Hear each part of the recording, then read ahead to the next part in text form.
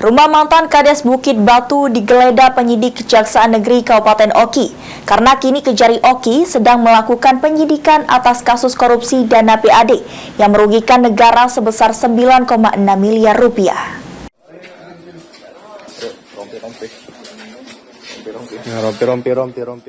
Penyidik Kejaksaan Negeri Oki melakukan penggeledahan di rumah AS, mantan Kades Bukit Batu, Kecamatan Air Sugihan.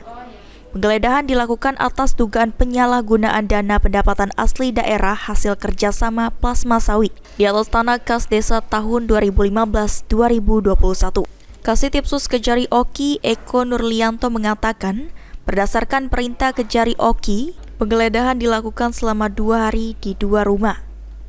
Penggeledahan pertama di Komplek Perumahan Lavender Kabupaten Banyuasin dan hari kedua di rumah milik AS yang berada di Desa Bukit Batu Air Sugihan, termasuk di kantor perusahaan milik AS. Dari penggeledahan, penyidik berhasil menyita sejumlah dokumen dan akan melengkapi penyidikan perkara tersebut untuk penuntasan kasus korupsi tersebut. Terkait dengan penyidikan perkara yang di kasus Desa Bukit Batu tersebut, saat ini kami sedang merampungkan pemberkasan untuk segera kami limpahkan ke persidangan.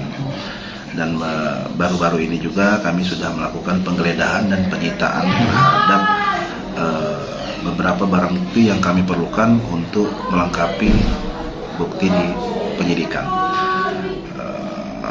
Adapun penggeledahan yang kami lakukan saat kemarin itu di rumah milik tersangka yang ada di Jakabaring, Banyuasin, kemudian di rumah milik tersangka yang berada di Desa Bukit Batu Air Sugihan, dan perusahaan milik tersangka juga yang berada di Desa Bukit Batu, Kecamatan Air Sugihan.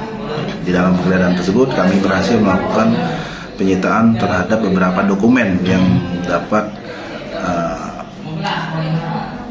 melengkapi bukti yang kami butuhkan untuk membuktikan perkara yang kami sangkakan kepada tersangka. Penahanan terhadap tersangka sudah dilakukan, itu pertama 20 hari, sudah kami mintakan perpanjangan pada penuntut umum selama 40 hari. Sebelumnya tersangka AS telah resmi ditahan karena telah terbukti melakukan penyalahgunaan pengelolaan PAD sehingga merugikan keuangan negara senilai 9,6 miliar.